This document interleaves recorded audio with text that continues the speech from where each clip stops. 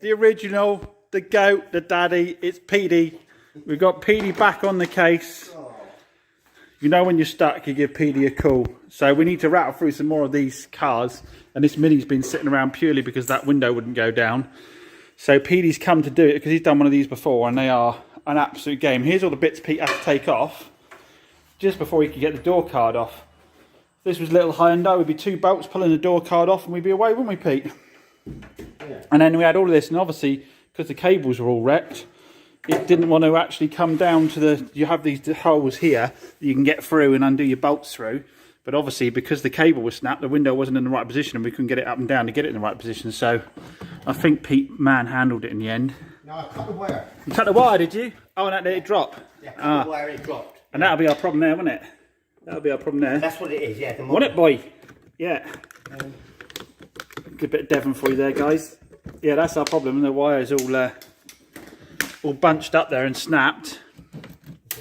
And it's all totally unnecessarily complicated, isn't it?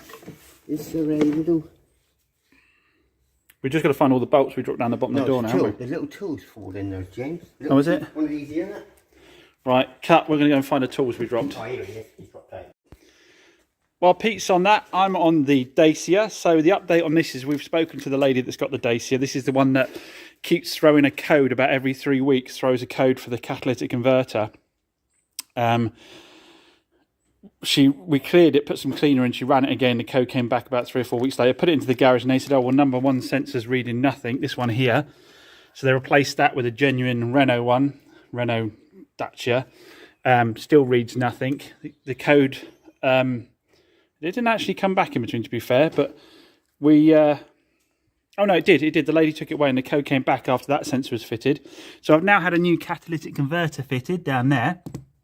And I've said to the lady, look, so we've done the top sensor, we've done the catalytic converter. We took the ECU off and sent the ECU off to testing, but they couldn't do more than the basic test on it. No one had a test bed for it. So I've put it all back together again now, had it brought back together and spoke to the lady and said, look, we're at a point now where it's, I don't know how to say it more technical than it's got an electrical glitch. And there's nothing actually wrong with the car. We've got a new catalytic converter and the old one had a little bit of break-up in it. I don't know where I put it now, down here. The old one had a small amount of break-up of the catalytic converter, a very small amount, very early stages. You won't be able to see, I haven't got a torch on the go, have I? Hopefully I'll get a few quid back out of that one. But we're throwing the catalytic converter in anyway. So now I've said, look, that's as far as we can take it. What do you want to do? Do you want to have your money back minus the mileage? Or do you want to take the car with it as a known fault? And what I'll do is extend the warranty out for 6 months on it. So that if the situation gets any worse, and I've defined getting worse as the lights staying on constantly, then we will get it back in under the warranty and sort it out. But otherwise, if that 6 months runs out and the car's not done anything other than, well, obviously there could be other things that go wrong that don't relate to that. But she's opted to do that, actually. But my last step is, it is the parts darts now, is I'm just going to put a little oxygen spacer on the sensor just to decrease the odds of it picking up if it's a slight air fuel mixture overread kind of thing. So as I say, it's not I know a lot of people jump in the comments and say, oh, you shouldn't use it, whatever. The catalytic converter is brand new. We put that on there. All we're doing here is letting the ECU a wider range before it triggers any warning on the cat. Now, if I'd done that on the old cat, you could say that was a bit of a bodgery, but obviously we put the new cat in anyway. So we'll put that in. Again, that's been discussed with the customer, and we'll see if that makes any difference or not. I haven't obviously run it enough. I can't drive it for 3 weeks to test whether the light comes back or not. She'll be without a car for another 3 weeks, so it makes more sense to her to have the car back and run it for a bit and see what happens. But mechanically, it is absolutely sound. Everyone's tested everything, and the car is perfect.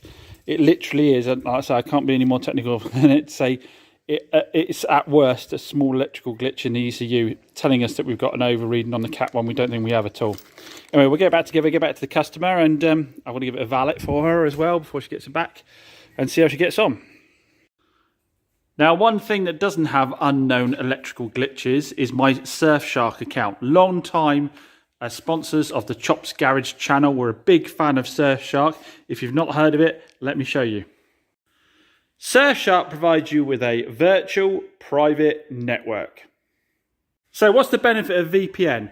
Well, imagine your internet connection is like the yard out here, completely open for everyone to have a look at, see what you're doing, see what you're viewing, all that kind of thing.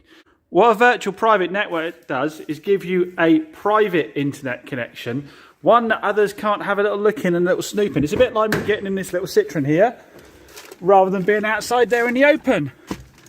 With the doors locked, no one can access my internet connection. Fraudsters, hackers can't view what I'm doing online. It's important when you're on public Wi-Fi. As much as I like that extra security that Surfshark gives me with my VPN, I have to admit one of my favourite features, and those who look at the channel for a while know this, is its ability to allow me to access geo-locked content. By that, what I mean is it allows me to see movies and series that might not be available in the UK, but are available in other countries. Let me show you that. Right, here's an example. I'm on my Netflix account, and let's say I want to watch a highly appropriate movie at the moment with the Taxi raffle on the go. I want to watch the original Taxi Driver. Not available to me in the UK. There's some remake of it, which I don't know what that's all about. But anyway, wouldn't normally be able to watch it. But with my Surfshark account, if I go up here, and I can change my fixed IP address, my internet connection, to show that I am actually in, let's say go Canada. So now my Netflix account thinks I'm in Canada. If I refresh the page, we can see the original Taxi Driver now becomes available to me to watch. Surfshark starts at just £1.99 per month with a 30-day money-back guarantee. And if you use my link in the description down below with my discount code, you'll get an extra 3 months free of charge. I want to take this opportunity to thank Surfshark for being a continued sponsor of Chops Garage. Right, work on a mini stopped as per the norm. Wrong part from eBay. The repo one doesn't work, so I've ordered up a genuine used one instead. So that's delayed that. So Petey's on to the Cactus, and this is a car that we haven't discussed yet on the channel, which we will in a bit more detail. 2016. Automatic, and I love the big buttons in the middle of the automatic gearbox. They're like one of those old people's phones, aren't they? A really nice spec car, only the 1.2 petrol, so it's 0 road tax, I believe. It's come from a subscriber, this one. The only issue with it is it came with a dented door.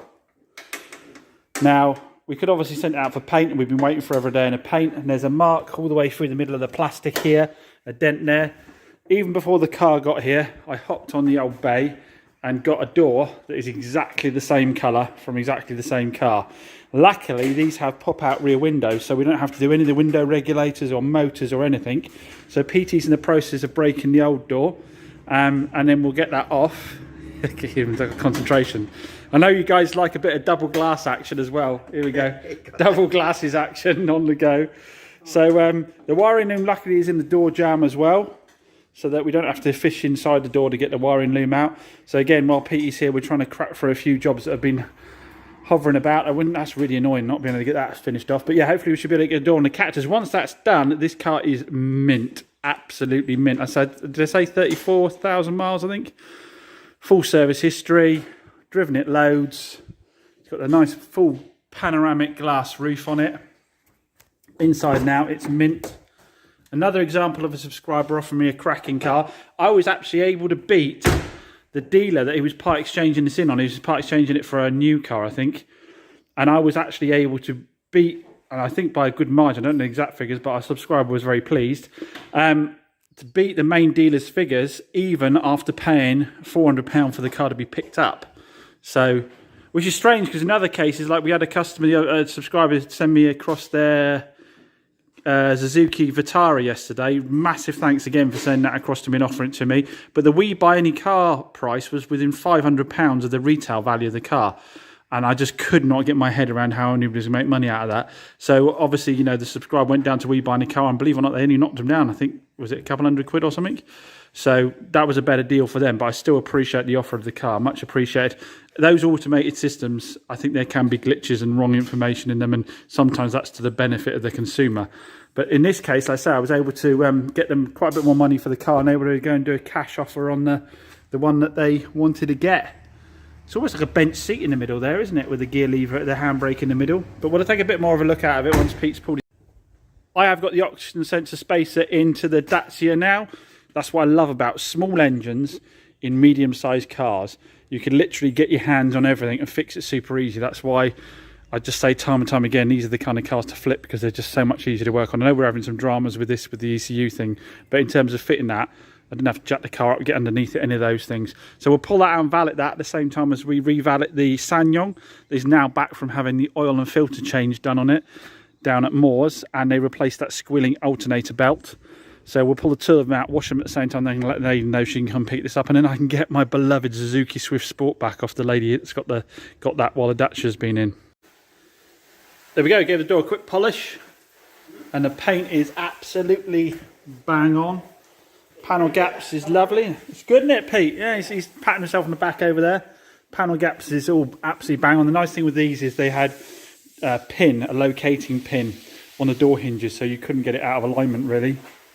Yeah, all matches up beautifully. Obviously, the rest of the car now needs a clean and a polish, but that saved a bundle load of time. I think, you know, it was a maximum of about half-hour fitting really, and compared to getting the door off to get painted and then having to get this panel here which was damaged on the other door, it's worked an absolute treat. Obviously helped that it didn't have window regulators that needed changing over and that kind of thing. Luckily it's in, you know, it's a little bit of refurb on the diamond alloy down there. There's only one spoke there that's really bad, but we'll have to go around and do it because the rest of the car's so nice. We'll have to do that. Try not to do the whole wheel, I think, because like that one's bang on. I think there were a couple of them needed refurbing, but only small parts of it. I want to try and keep the factory finish as much as possible, so I might just try and do that one bit there and kind of blend in about here somewhere. Do the same thing on the other one. Oh, a little point on the Cactus, something I rave on about all the time, but this is a prime example. Our subscriber had the common sense not to go through his insurance company to get that door repaired, because he knew that based on the fact it would need a new door, and an insurance company would have to buy an approved door or repair that door, which was going to take a lot of work because they would have had to have taken this pad off, bought this pad from Citroen. I imagine that would only come from Citroen, repair the door, possibly blend into other doors because they were painting. So because this is a genuine door, you don't have to blend into other panels because it's an exact colour match. But if you're painting a new door, you'd have to blend into the other panels. He had the common sense not to do his insurance because he knew they'd probably write that off as a category N, believe it or not. I would have said it was 50-50 as to whether they'd write it off as a category N, non-structurally damaged. And that is how minor the damage can be on a Cat N car. And this is when I rave on about the difference being that the difference between a Cat N car and a non-Cat N car is really whether it just went through the insurance or not. Obviously, you've got to look at the standard of work. You know, a lot of people rightly point out you've got to look at the standard of work that's been done when it's been repaired. But yeah, like I say, this 35,000 mile, if it wasn't an automatic, probably because it's an automatic, they would have done a repair because of the value of the vehicle. But if it's a non-automatic, say with 60,000 miles on it, they may well have written that off. And I still don't agree with the term write-off because I just think that has visions of two ends of a car completely mashed up. They would have written it off as a category N non-structurally damaged car. And that is literally how light it can be, guys. So again, if you're on a budget and you're looking to get the newest car you can with the lowest mileage, I do recommend looking out for Cat N cars. Especially in the sort of sub £3,000 bracket, you'll find that so many people have misconceptions about them that the seller is going to struggle selling it and it will be massively reduced in price. And I can tell you almost for a fact that the cars you're looking at that aren't on the register are around that 3K, 10, 12 years old, you know, with sort of 80,000 miles, they're going to have had a bumper, they're going to have had a wing, they're going to have had something paintwork done on them on size. Category N. Category S is completely different. That's structurally damaged. That can also be incredibly light, but unless you've seen pictures of it, I wouldn't go for those. But Cat N, let's say, if you're on a limited budget and you want to go get the best value for money, people go, oh, what about the resale value? Under 3K, who gives a monkeys? Who gives a monkey? If you keep that car for 4 or 5 years and it's got a new ticket on it and then it goes up for sale at, you know, 1,500 quid, people will not give a monkeys at that kind of price point. And in terms of insurance, I've never known a Cat N affect any insurance. I'm sure people will hop on the comments and say it's affected them, but I've personally, with my customers that I had quotes, never known it affect them. And a lot of my customers, when they have had one of the Cat cars that I've sold them, the Cat N cars I've sold them, and then had an accident, they've actually been paid out more than I sold them the car for. Can't guarantee that, but I have got instances of that happening. So as the Cactus was done quicker than we thought, and we can't carry on with the Mini, the little i20's been pulled out, and Petey's working his way around it, giving a machine polish. So this, you haven't machine polished this side yet, have you? No. So this is what it looks like, a bit faded on this side, but this side Petey's giving it the old machine polish, and it's coming up quite a nice red now. Actually, it's looking good. I wanted a machine polish before I got the match for the boot for the bumper paint, because otherwise would have been matching faded paint.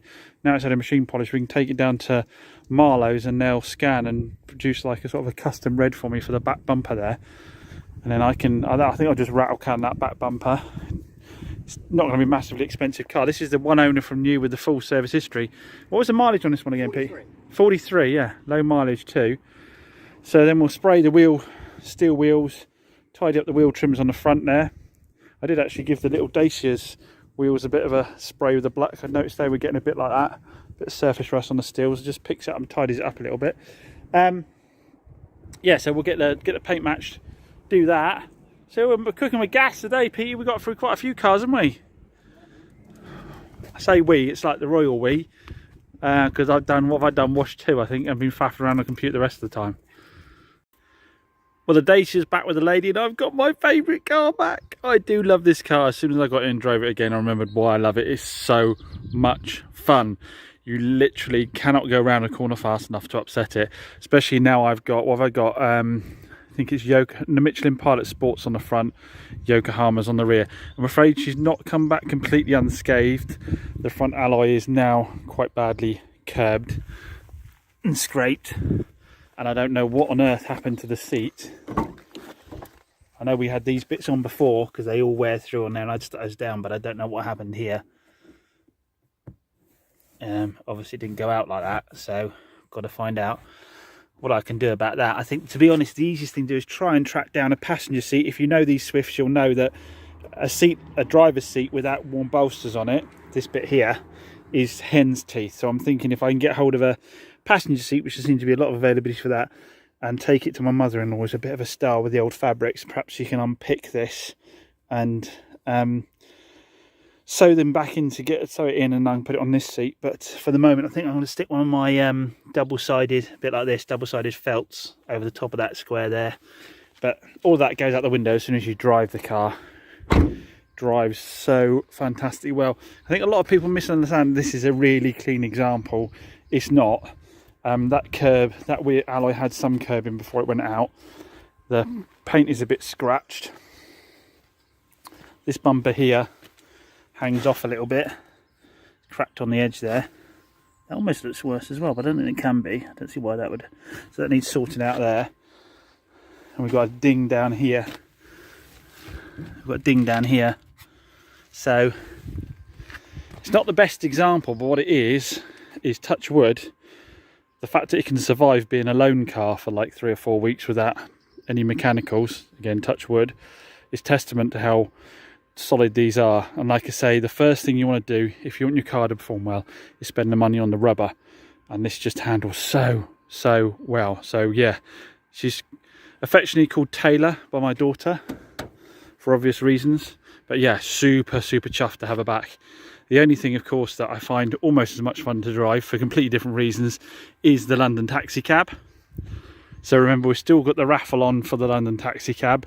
If you want to partake in that, the link is in the description down below. Remember, 50% of the proceeds of the raffle go to the Grand Appeal, which is the charity that helps families with terminally ill children in hospital, helps them with accommodation, that kind of thing. So the taxi is up for grabs, or if you don't actually want a taxi, there's just short of £1,000 worth of technical equipment that you can choose an alternative prize, which includes, you know, like a £600 diagnostics machine, battery testers, that kind of thing. So a link in the description down below for the details. I remember with this one, it's not one of those raffles where we go, oh, we haven't sold enough tickets, so you just get a cash out. The taxi will be won regardless of how few tickets sell. The technical bundle will get gifted regardless of how many tickets are sold. So there will be a guaranteed winner of these goods. massive thanks to those that have said that if they've already got involved and said that if I win it, I don't actually want a taxi. What I'd like to do is raffle it again with all of the proceeds going to charity. Really appreciated. What I haven't said, I think I might have said it in the previous video or not, is what I'm going to do is if someone does decide to do that, I'm not going to leave them without any prizes. I'm still going to send them out the tech bundle, and then we will raffle the taxi 100% for the charity. So the company that does the raffles will charge their standard 10%. We go through them because it obviously keeps it all legal, above board, automatic draw, all that kind of stuff. They underwrite all the prizes. But yeah, if someone does decide to do that, to actually to put that up for raffle again, then yeah, rather than have the taxi, then I'll still send the tech stuff out to them anyway, because that'd be a very generous thing for them to have done. It for today's video. Thanks for watching. As always, don't forget to check out that Surfshark offer. The link is in the description down below. Catch you again soon.